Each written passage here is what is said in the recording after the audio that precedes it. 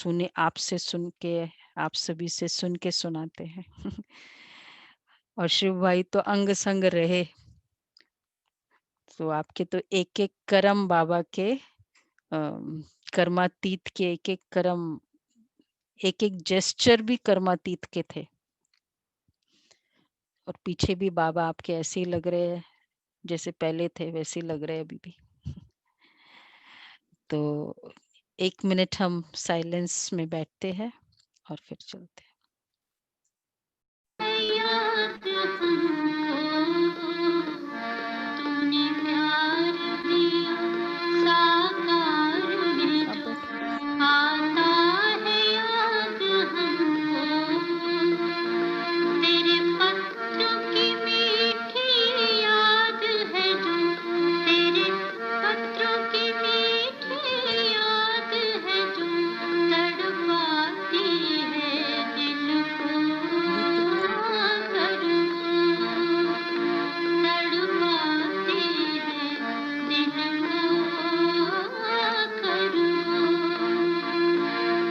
ने प्यार दिया साकार में जो आता है याद हमको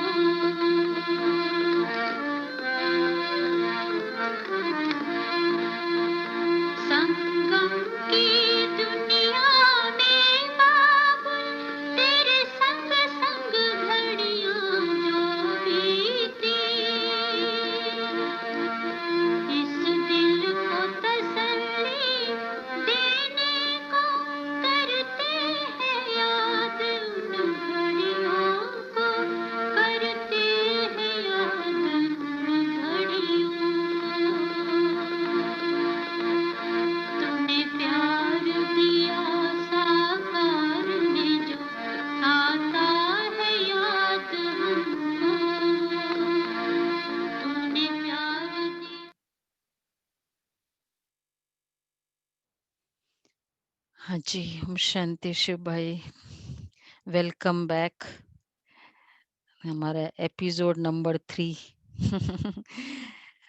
जितना-जितना आप भी बाबा के साकार बाबा के बारे में वर्णन करते हो, मुझे लगता है आपको भी वो शक्ति मिलती जाती है, ठीक है ना?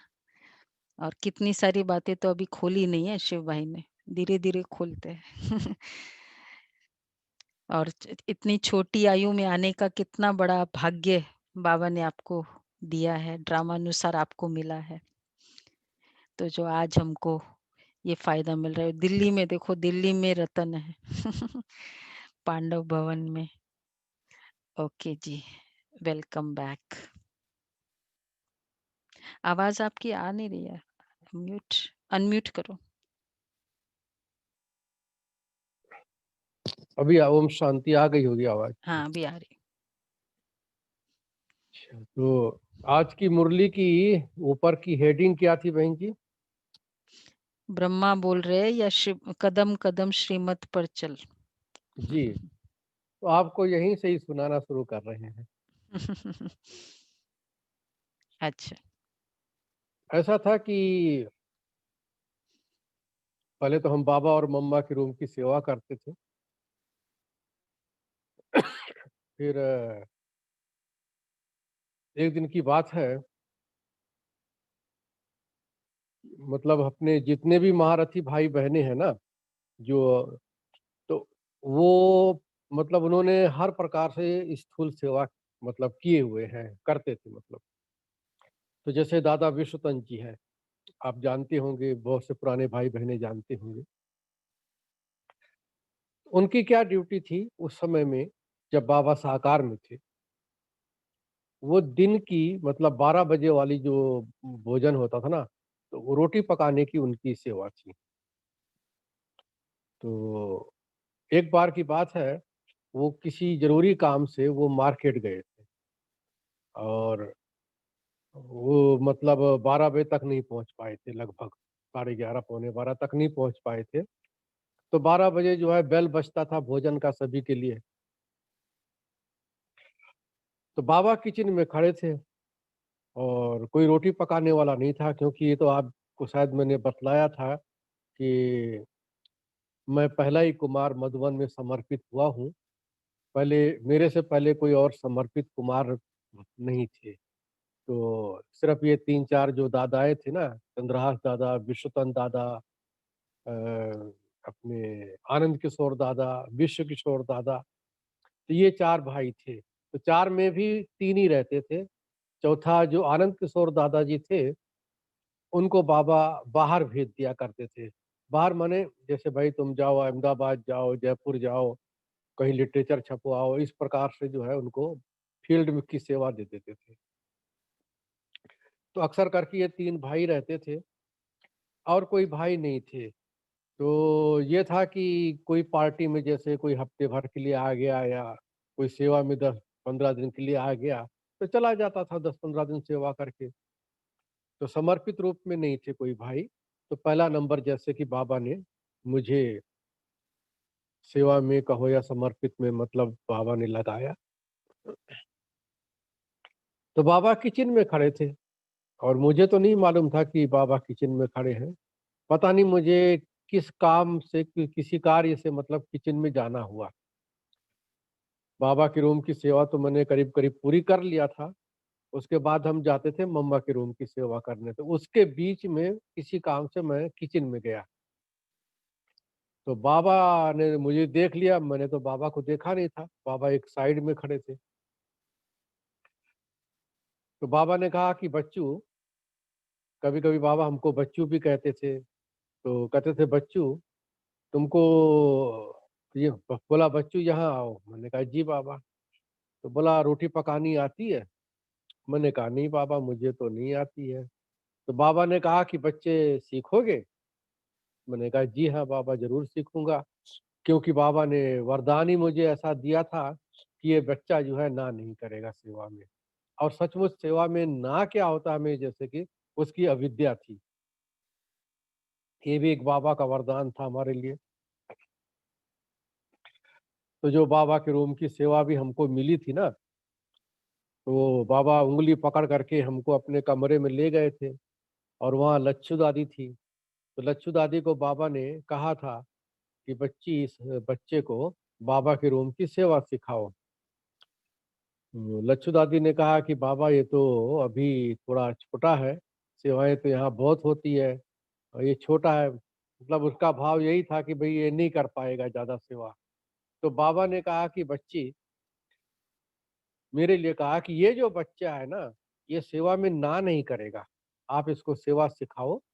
कई बच्चे हैं, वो बहाना बना देते हैं, ये ना नहीं करेगा। इस प्रकार से बाबा ने ऐसे लच्छू दादी को कहा और ख़ैर उन्होंने हमें सेवा सिखाई।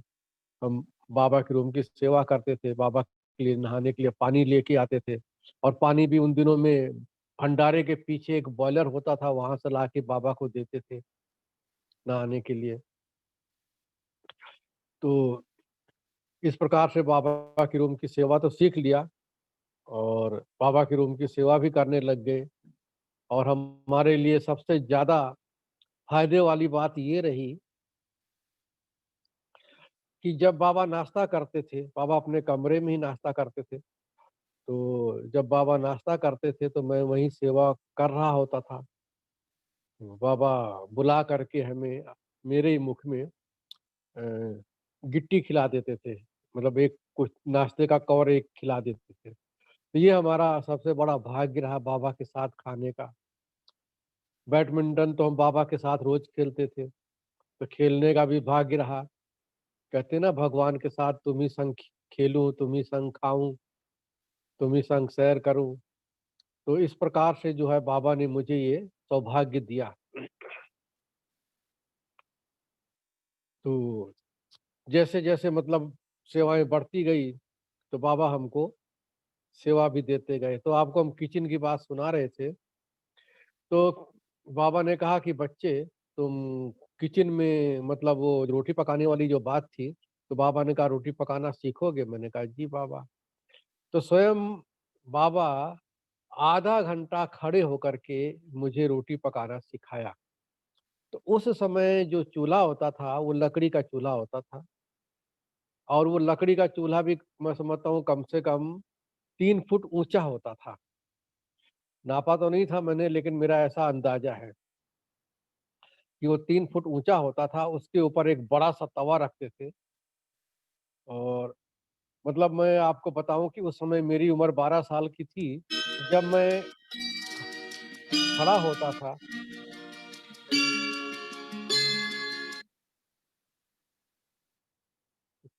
तो जब मैं खड़ा होता था ना, वो रोटी पकाने के लिए, तो चूल्हा जो है मेरे यहाँ आता था, मतलब तो इसलिए जो है इतनी ऊँचा था चूल्हा।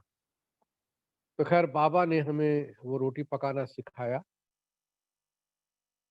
आधे घंटे तक बाबा खड़े रहे, और लकड़ी का चूल्हा जिसमें आग जलती है वो भी बाबा ने ठीक किया, और रोटी जैसे बाबा पलटते जाते थे, तो मैं भी वैसे ही रोटी पलटता जाता था, सेंकता जाता था। आधा घंटा बीतने के बाद बाबा चले गए। उस समय थोड़े ही भाई-बहनें होते थे, ज़्यादा भाई-बहनें नहीं होते थे। तो ज़्यादा मतलब बहुत ज़्यादा रोटी नहीं होती थी। समझ लो कि आप ऐसा मान के चलें कि 50 रोटी के आस-पास ही हुआ करती होगी पकाने की। बाकी और सब चावल, दाल ये सब तो होते ही थे। वो भोली दादी बनाती थी, रोटी दूसरे भाई पकाते थे, बिशुतन दादा। तो आधे घंटे के बाद बाबा चले गए।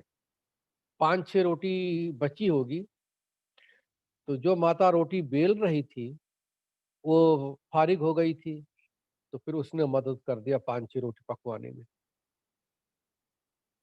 वो मेरा पहला दिन था जब मैं चूल्हे के पास खड़ा हुआ, और आँख में इतना पानी भर गया धुएँ के कारण से, कुछ भी दिखाई नहीं दे रहा था। और उन दिनों में तो गैस सिस्टम नहीं था, बस चूल्हे पर ही मतलब लकड़ी से ही रोटी पकती थी चूल्हे में। तो कोई-कोई लकड़ी क्या है, थोड़ी गीली होती थी, कोई कैसी होती थी, तो वो धुआँ बहुत देती थी। तो इस प्रकार से जब आँख में पानी भर गया बहुत ज़्यादा, कुछ दिखता ही नहीं था लास्ट तक, लास्ट में, तो मैंने सोचा अब ये किचन के पीछे वहाँ नल था पानी का, मैं आँख धुलाई करने लग गया। तो वहीं पर ही बाबा बैठे हुए थे, मतलब थोड़ी-सी पास में ही बाबा का झूला था, और बाबा झूले के ऊपर बैठे हुए थे। तो बाबा ने जब मुझे देखा, तो बाबा ने मुझे आवाज़ लगा कर के फिर बुलाया। मैं गया बाबा के पास। अभी वो कौन-सी जगह, जी, वो जो आप कहते हो वो अभी कौन-सी जगह है? चूल्हे के वहाँ? चूल्हे की वो वहाँ पीछे? है। हाँ, मैं आपको बताऊँ, आपने टेलीफ़ोन एक्सचेंज तो देखा है ना मधुबन में, पांडव भवन में? नहीं ध्यान होगा। ऐसा है कि ये शांति स्तंभ तो आपने देखा ही है ना? तो शांति स्तंभ के पास में, उसी के अपोज़िट में जो बिल्डिंग है, वो आजकल स्टोर रूम है, मतलब बिस्तरा वगैरह रखते हैं उसमें। जो भी पार्टियाँ पांडव भवन में आती है ना, उनका वहाँ सामान रखते हैं, स्टोर रूम है वो। वो पहले जगह थी, किचन था वो। और किचन जो था, वो टेम्परेरी किचन था, जैसे नहीं टीन शेड का बना हुआ, वो ऐसा टेम्परेरी मतलब किचन था।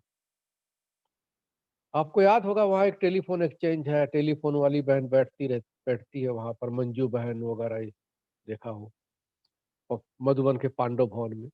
जब अपने किचन की तरफ जाते हैं ना, तो वो राइट साइड में पड़ता है। हाँ, अभी हाँ, होम्योपैथिक हॉस्पिटल है वहाँ। हाँ, जो नहीं, नहीं, नहीं, मैं अब आप ठीक पहुँच गए जगह पर। होम्योपैथिक हॉस्पिटल से आप थोड़ा-सा आगे जाएँगे तो राइट साइड में टेलीफ़ोन एक्सचेंज है। उसके हाँ, बिल्कुल हाँ, उसके बिल्कुल पीछे का जो हिस्सा है ना, वो किचन था बाप रोटी पकाने का। हाँ, रामनाथ भाई टोली देते थे वहाँ। हाँ, हाँ, हाँ, रा जो टोली देते हैं रामनाथ भाई जी, हाँ, तो उस समय। हाँ, वो किचन का स्टोर था। हाँ, और दाल वगैरह ये सब रखा जाता था। उसी के साथ में जो है, मतलब वो किचन तो बंद हो गया है, वो तो स्टोर बन गया है। वो मतलब किचन था। आप मतलब ठीक जगह पर पहुँच गए।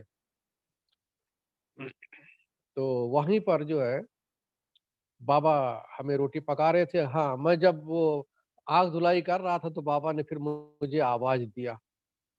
मैं फिर बाबा के पास पहुँच गया झूला झूलने वाली जगह पर।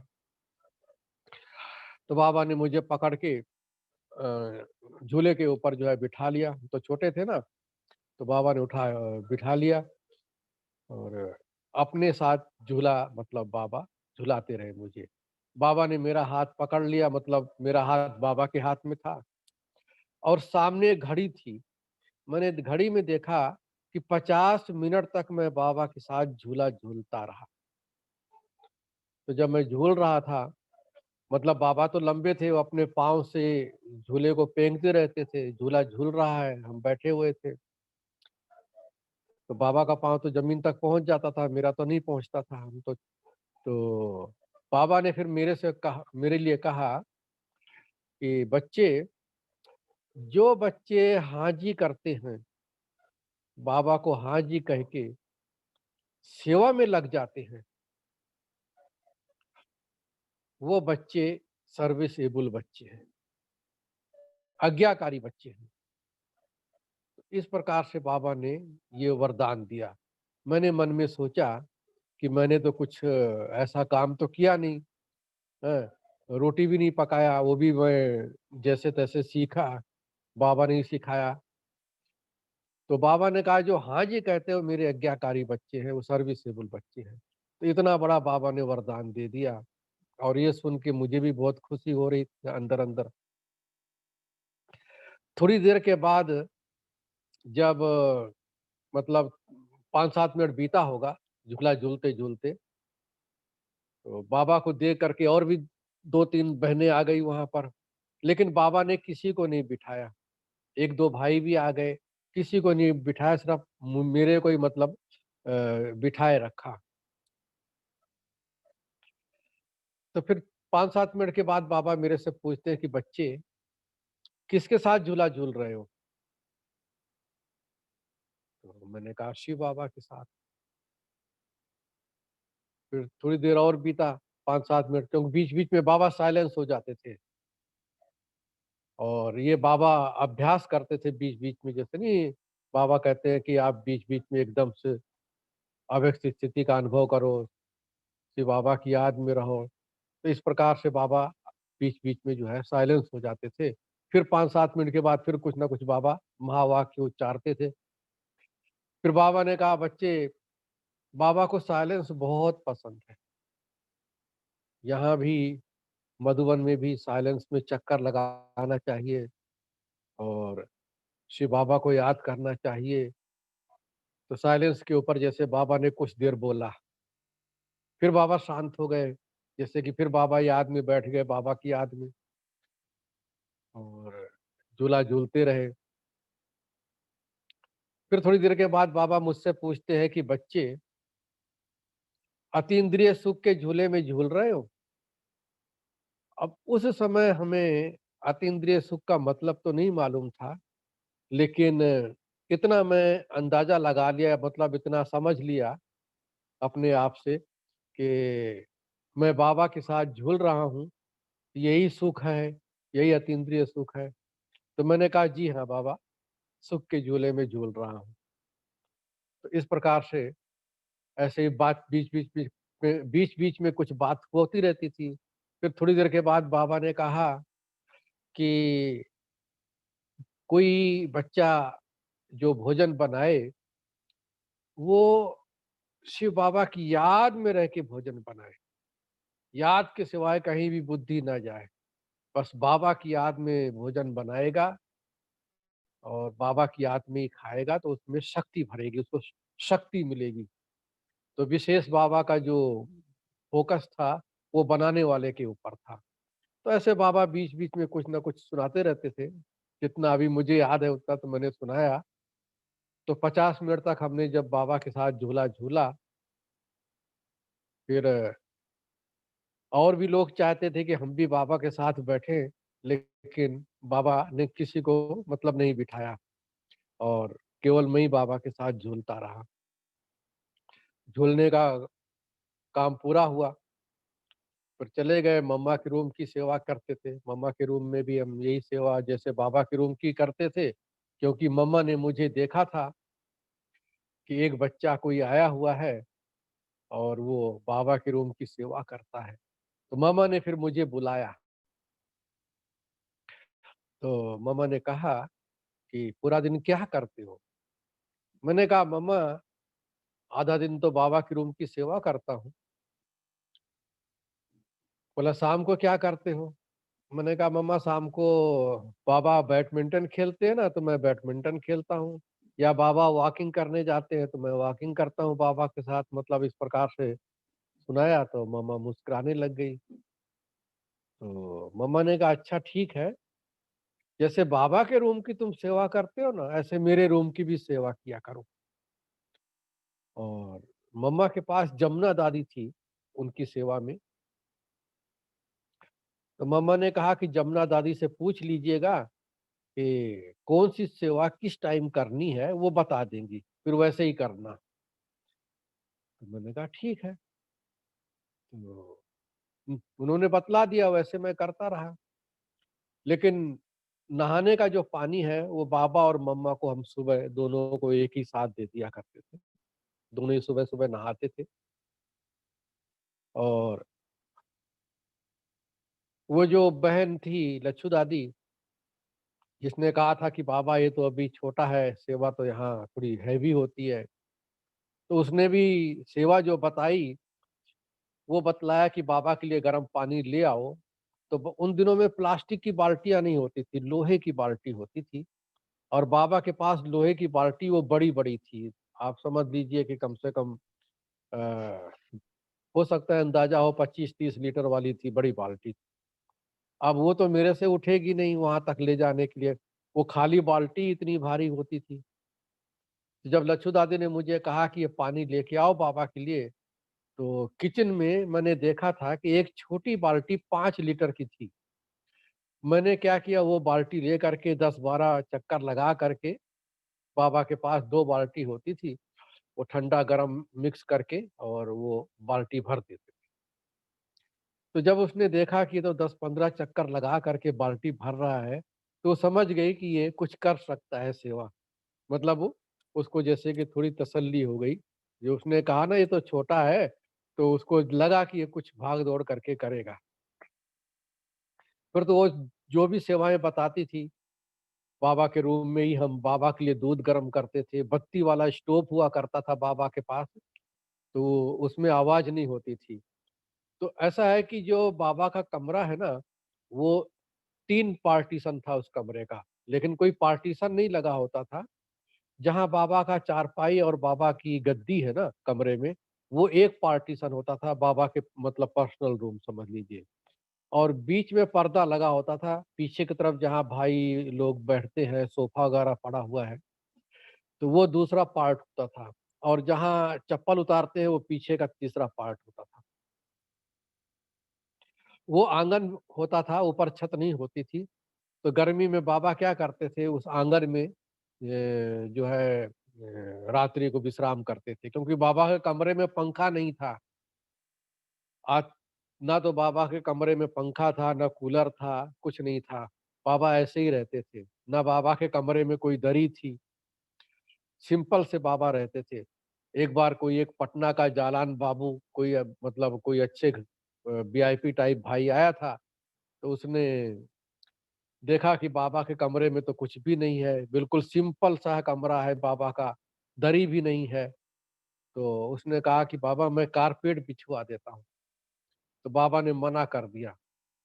फिर उसने काफ़ी, मतलब जैसे कि कहा कि भई बाबा एक वो नहीं आता निलोनियम गत्ते जैसा, बोला अच्छा चलो वो बिछवा देते हैं। तो उसका मान रखने के लिए बाबा ने, मतलब छुट्टी तो नहीं दिया, लेकिन अब बाबा क्या करें? क्योंकि अब उसका थोड़ा मान रखना था, तो वो कारपेट बिछवा के चला गया। तो वो बिछा होगा थोड़ी दिन, मतलब 15-20 दिन बिछा होगा। थोड़ा-थोड़ा बाबा को स्मेल आने लग गई। बाबा ने कहा इस कमरे में तो कभी स्मेल नहीं आती थी, स्मेल क्यों आ रही है? तो बाबा ने कहा "ये बच्चे ये जो निलोनियम बिछा है ना, इसको हटाओ, हटा के देखो क्या है?"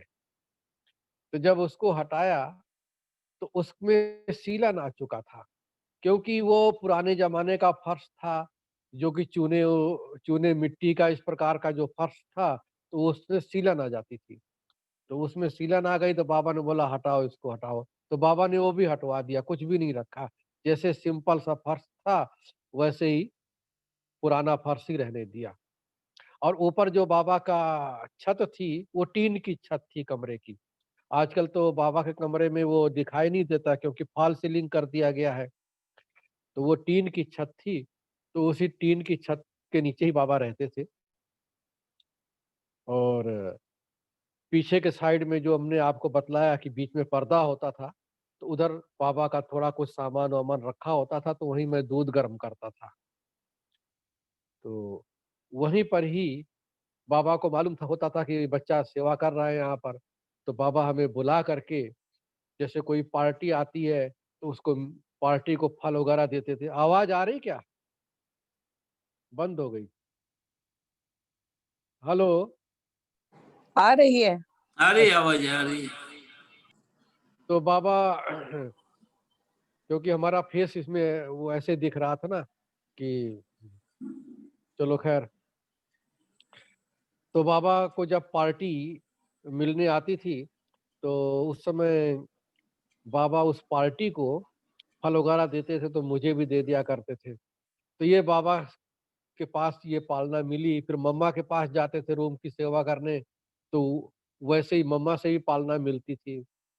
तो आपको हम श्रीमत वाली बात जो सुनाना चाह रहे थे, तो मम्मा के अव्यक्त हो गए जब मम्मा, उसके बाद जैसे कि वो टाइम हमको मिल गया, तो बाबा ने मुझे कहा कि बच्चे ये जो गौशाला है ना, इसमें चक्कर लगाया करो। चक्कर तो हम पहले से ही लगाते थे, क्योंकि वो ग्वाला जो था, उसके ऊपर सुपरविज़न मतलब हो जाएगी। वो समझेगा कि कोई हमें देख रहा है, चक्कर लगा रहा है।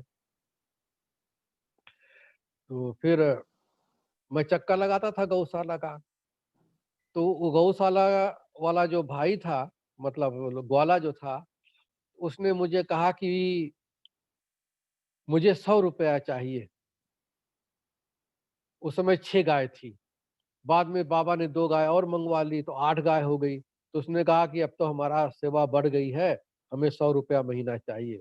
तो उन दिनों में लेबर रेट जो था, वो रोज़ का ₹1.5 था। तो बाबा ने, मतलब वहाँ जो विश्व किशोर भाई थे, उन्होंने उसको ₹60 महीना देते थे। भाई चलो, अच्छा काम करता है, थोड़ा एक्स्ट्रा भी कर देता है, तो ₹2 रोज़ का देते थे। ₹1.5 की जगह उसे ₹2 देते थे। लेकिन उसको किसी ने भड़का दिया। बोला अब तो 2 गाय और बढ़ गई है, और बाबा के पास मकान बन रहे हैं। तो बाबा के पास जो मकान बन रहे हैं, तो बाबा के पास बहुत पैसे आते होंगे, तुम ₹100 की डिमांड करो, तो तुम्हें ₹100 भी मिलेगा। तो मैंने विश्व किशोर भाई को कहा कि वो तो ₹100 माँग रहा है, फिर उन्होंने ₹5 बढ़ा दिया। अब आज से जो है, आप समझ लीजिए कि 50-55 साल पहले ₹5 की वैल्यू बहुत होती थी। और विश्व किशोर भाई ने कहा कि तुम्हारा हर महीने मैं बढ़ाता रहूँगा कुछ ना कुछ, अभी ₹5 से शुरू कर रहा हूँ। लेकिन उस ग्वाले ने समझा कि यहाँ पर तो कोई कार्य करने वाला तो है नहीं, तो अगर मैं चला जाऊँगा तो अपने आप ये बुलाएँगे, इनको तो गरज है। तो वो चला गया। मैंने बाबा को कहा, बाबा वो तो चला गया, वो तो कहते उसने कहा कि मुझे महीने में जो है बस वही ₹65 मिले हैं, ₹5 ही बढ़ा के मिला है, तो मैं नहीं आऊँगा। जब ₹100 देना हो तो बुलाना। तो बाबा हमारे को दृष्टि देते रहे। अब वो दृष्टि तो मैं नहीं समझ पाया कि बाबा जो क्यों दे रहे हैं। मानो दृष्टि के द्वारा हमारे अंदर इतनी शक्ति भर रहे थे कि वो हम कुछ आगे की ज़िम्मेवारी जो है वो सँभाल सकें। तो फिर बाबा ने कहा, बच्चे गायों की सेवा करोगे? तो मैंने कहा, जी बाबा, ज़रूर। तो पहले तो क्या था कि अ, जैसे बाबा ने कहा कि बच्चे गायों की सेवा करोगे? तो मैंने कहा, जी बाबा। फिर बाबा ने कहा, खुशी-खुशी से 8 घंटा सेवा करोगे बच्चे? क्योंकि गायों की सेवा तो काफ़ी होती है। तो मैंने बाबा को कहा, क्यों नहीं? क्यों नहीं का मतलब पराया यही होता है, भई करूँगा। तो बाबा मेरे को कहते हैं कि क्या बोला? मैंने कहा क्यों नहीं? तो बाबा ने कहा कि बाबा को क्यों भी कह दिया और नहीं भी कह दिया? तो बाबा मुस्कुराने लग गए। बाबा ने कहा कहना चाहिए, जी हाँ, ज़रूर करेंगे। तो ये भी देखो बाबा ने सिखलाया कि अपने से बड़ों को क्या कहना चाहिए। तो वो भी सीख लिया। फिर गायों की सेवा करने लग गए, गायों का हम दूध निकालने लग गए।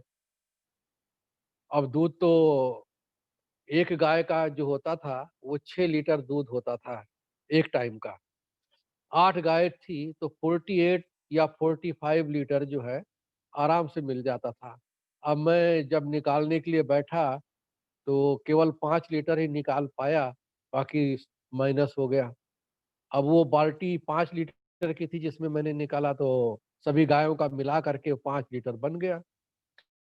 जब मैं लेके गया तो बाबा ने देखा, तो बाबा ने कहा, "अरे! बच्चा तो बाल्टी भर के दूध ले आया है।" बाबा ने ये नहीं सोचा कि उसमें 40 बाकी जो लीटर थे वो माइनस हो गए। तो बाबा ने ऐसा उमंग उत्साह देते रहे बीच-बीच में और हम दूध निकालते रहे। 1 सप्ताह के अंदर बाबा के द्वारा इतनी शक्ति मिली कि जैसे कि ग्वाला निकालता था वैसे मेरे से भी दूध निकलने लग गया।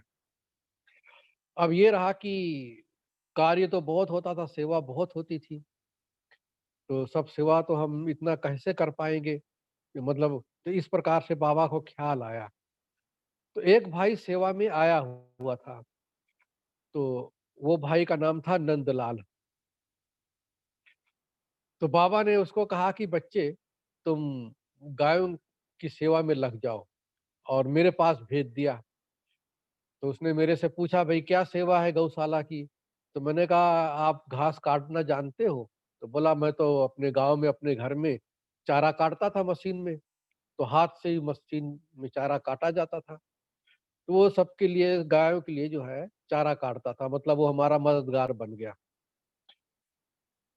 अब वो भाई केवल 2 महीने के लिए आया था सेवा में। 2 महीना पूरा हुआ, उसने बाबा को कहा बाबा मैं तो जाना चाहता हूँ। बाबा ने बोला क्यों जाना चाहते हो बच्चे? तुम यहीं रहो, सेवा करो। तो उसने कहा बाबा मेरे ऊपर कर्जा है, मैं वो कर्जा चुकतू करूँगा। मेरे पास 1-2 बीघा खेत है, तो उसमें खेती करके और कर्जा चुकतू करूँगा। तो बाबा ने उसको कहा कि बच्चे बाबा बैठा है, तुम यहीं रहो, सेवा करो और बाबा अपने आप चुकतू करा देगा। अब वो बाबा की बात सुन के तो चुप हो गया। मेरे पास आके कहता है मुझे कि क्या बाबा पैसा भेजेगा यहाँ से? उसका कर्जा जो है कैसे चुकतू होगा? तो मैंने कहा भाई वो तो बाबा ने आपको कहा है, आप बाबा से स्वयं पूछ लीजिए कि ये कैसे चुकतू होगा। खैर खैर उन्होंने बाबा से तो नहीं पूछा। मेरे को कहता है कि बाबा से चुकतू कराना अपना कर्जा, मेरा कर्जा मैं स्वयं चुकतू करूं वो तो अच्छी बात है। बाबा से चुकतू कराना तो अच्छी बात नहीं है। मतलब बाबा पैसा भेजेगा या जो भी होगा तो बाबा हमारा कर्जा चुकतू करे तो वो उसको अच्छा नहीं लग रहा था। मैंने कहा देखो ये तो बाबा ने कहा है ना, आप निश्चिंत हो जाओ, ये तो बाबा की श्रीमत है। तो लेकिन उसको अंदर में जैसे कि संकल्प चलता रहा और वो जाने के टाइम छुट्टी लेके गया कि मैं जा रहा हूँ। तो उन दिनों में जो भाई मधुबन में आते थे ना, तो उनका दादा विश्वतन जी रजिस्टर भरवाते थे। कभी-कभी मैं भी भरवाता था, जब दादा विश्वतन बिज़ी हो जाते थे। तो जब कोई आता था और जाता था तो आने और जाने का रजिस्टर भरते थे। तो जब वो भाई जाने लगा, तो मैंने कहा भाई आपने तो आने का रजिस्टर तो भरा था और जाने का भी भर दीजिए कि मैं आज जा रहा हूँ। उसमें रिमार्क लिखना होता था कि भाई मैं यहाँ रहा, क्या अनुभव पाया? तो वो 3-4 कॉलम होते थे, उसमें लिखना पड़ता था। तो मैंने उस भाई को कहा कि आप जा रहे हैं तो अपना रजिस्टर तो भर के जाइए। तो कहता है मैं श्रीमत पर तो चल नहीं रहा हूँ, मैं रजिस्टर क्या भरूँ? तो वहाँ पर दादा बिरस्तन जी खड़े थे। उन्होंने कहा कि अभी भी कुछ नहीं बिगड़ा है, अभी भी रुक जाओ, आप श्रीमत पर चलो। लेकिन वो चला गया चुप करके।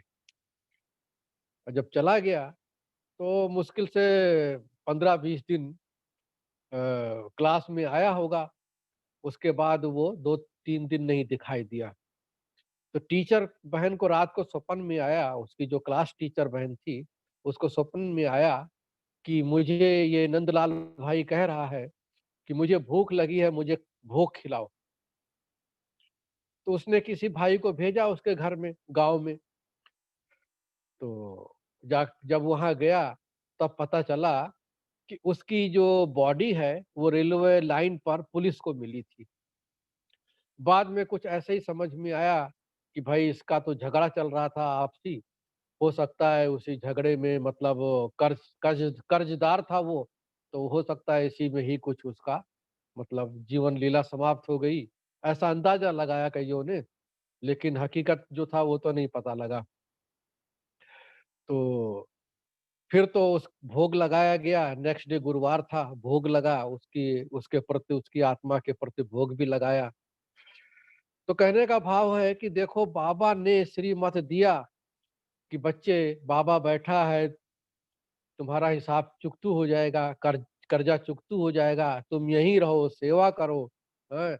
अब उसको मालूम था ये श्रीमत है, मतलब लेकिन फिर भी जैसे कि वो उसमें थोड़ी-सी मन मत का संकल्प मिक्स कर दिया कि बाबा से पैसा नहीं चुकतू कराऊँ, मैं खुद करूँ, हर साल तो मैं सेवा में आता हूँ, अगली बार फिर आ जाऊँगा सेवा में कुछ दिन के बाद। तो इस प्रकार से जो उसको संकल्प था कि अगली बार फिर आ जाऊँगा, हर साल सेवा करता हूँ। अब उसको ये तो नहीं पता था कि अगली बार जो है हमारे लिए कुछ होगा या नहीं होगा। अ, शरीर का अंतिम समय कब हो जाता है ये तो उसको ध्यान नहीं रहा।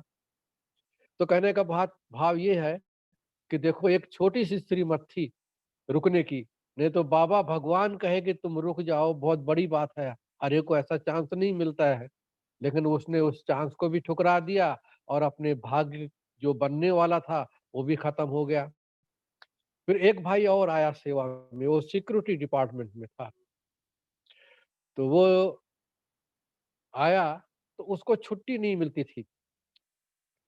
तो वो आया सेवा में, वो कुछ दिन के लिए ही आया था।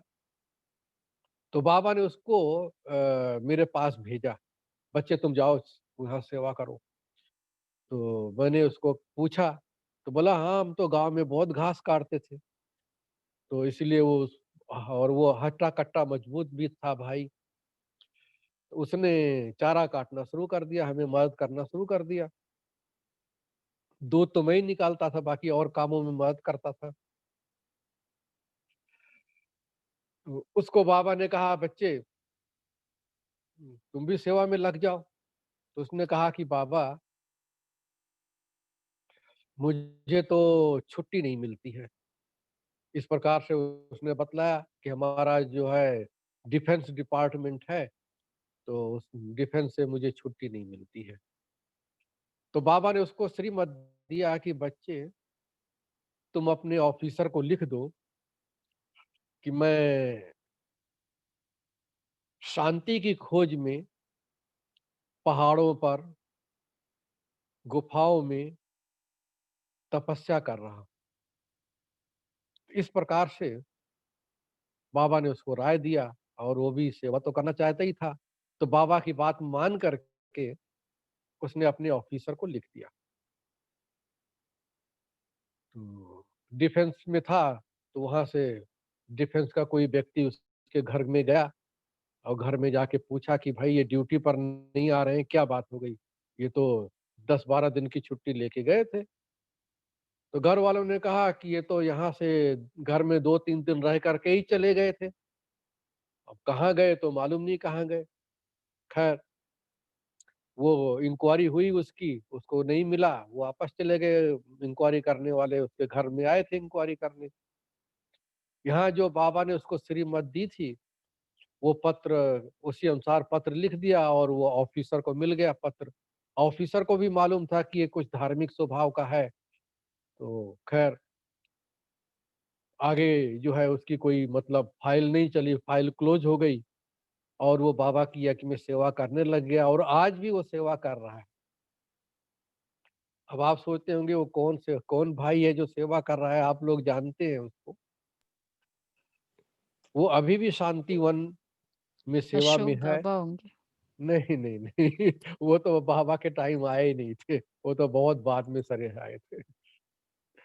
वो हमारे और शांतिवन शांतिवन की ज़मीन लेने के भी वो निमित्त बने हैं। वो है हमारे भोपाल भाई, भोपाल जानते हो? भाई। हाँ, हुँ। दादी कॉटेज के ऊपर रहते हैं। हुँ। तो यह अभी कुछ दिन पहले, कुछ दिन नहीं मतलब 2-3 साल पहले, वो ऐसे ही बाहर बगीचे में बैठे हुए थे और उनके पास उनका 1-2 सेवाधारी भी खड़े थे। तो उधर से मैं भी निकल रहा था, तो उन्होंने मुझे देखा भोपाल भाई ने, उन्होंने बुलाया, "शिव भाई इधर आओ।" मैंने कहा, "बताओ भाई कैसे याद किया आपने?" तो बोला, "आपको याद है मैं आपका सेवाधारी था?" मैंने कहा, "भाई वो तो सेवाधारी थे ना, वो तो हम भी कभी सेवाधारी थे। तो वो तो उस समय आपका सेवाधारी का पार्ट था, अभी तो आप मालिक हैं भाई, अभी तो आप शांतिवन के मैनेजर हैं, हैं? वो तो सभी सेवाधारी थे, अपने-अपने समय पर जो भी आते थे।" तो उनका भाव कहने का यही था, वो मुझे याद दिला रहे थे, तो मैंने कहा मुझे अच्छी तरह से याद है और आपको बाबा ने ये भी कहा था कि बच्चे तुम ऐसे पत्र लिख दो अपने ऑफिसर को, तो आपने उसी अनुसार पत्र भी लिखा था बाबा की श्रीमत मान करके। तो देखो आपने बाबा की श्रीमत मानी, आज आप कहाँ पहुँच गए हो और एक ने बाबा की श्रीमत नहीं मानी, वो जीवन से ही हाथ धो के बैठ गया। तो देखो श्रीमत मानना बहुत बड़ी बात है समझना। तो बाबा कहते थे ना कि ये ब्रह्मा बाबा कह रहा है या शिव बाबा कह रहा है वो भी नहीं सोचो। आपको डायरेक्शन मिला, बस हाँ जी, वो ही है श्रीमत को मानना। तो ये है, तो मेरे ख्याल से टाइम तो पूरा हो गया ना बहन जी? टाइम पूरा हो गया। गौशाला का बता दो, वो बाकी है। गौशाला का तो फिर और वो 10 जो मिनट लग जाए। वो साक्षात्कार का। हाँ, तो वो तो और 10 मिनट लग जाएँगे, अच्छा, सुनाऊँ? 10 मिनट। फिर नेक्स्ट एक और रखेंगे आपको। हाँ, हाँ, रख दीजिए। ये आधा-आधा घंटे के एपिसोड है हमारे। चलो ठीक है, ओके, ओम शांति। हाँ, एक हाँ? जी, जी, बताएँ। हाँ। बहुत अच्छा लगा। सब मगन हो गए। पूरा मधुबन पांडव भवन इमर्ज हो गया सबका। जी, जी। शिव भाई, आपका वीडियो दिख रहा है मुझे। हाँ, मुझे क्यों तो नहीं? दिख रहा, आपका लेकिन वो वीडियो फेस आप चलता हुआ नहीं दिखा मेरा, कोई बात आपका नहीं। फेस नहीं दिख रहा है। आप नहीं दिख शायद वीडियो हाँ। हुँ, हमको पता नहीं नहीं, दिख रहा है फेस। नहीं बाबा दिख को रहा। दिख रहा है सिर्फ। अच्छा, हाँ, अव्यक्त हो गए आप चेहरे से और नहीं मुझे अव्यक्त। तो मेरा दिख रहा है, अभी 1 मिनट देखता हूँ मैं, कुछ हाँ, नहीं। हुँ। हाँ, अब दिख रहा है।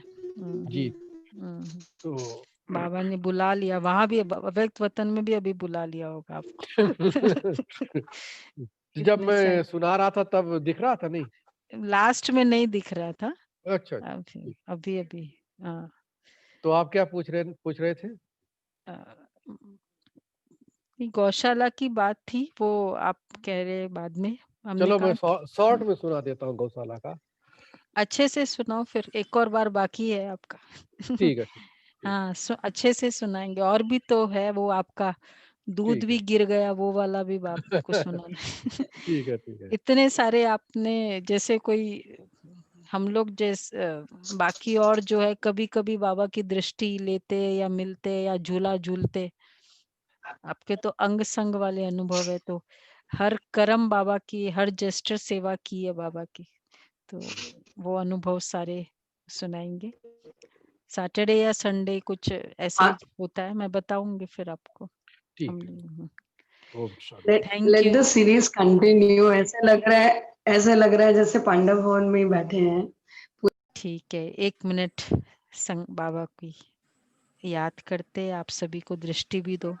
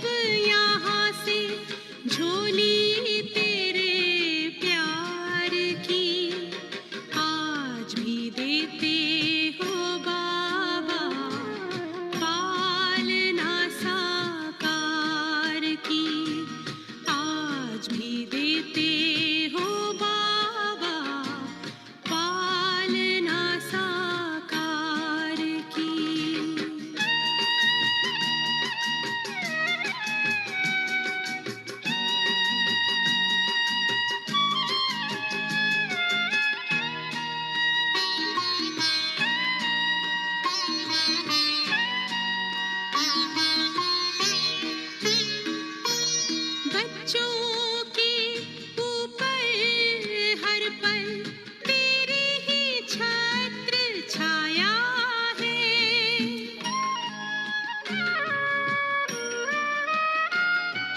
साकार कहाँ, अव्यक्त कहाँ, कोई ना अंतर आया है। तुमसे पाई दृष्टि हमने, दृष्टि हमने, दृष्टि हमने शिव निराकार की।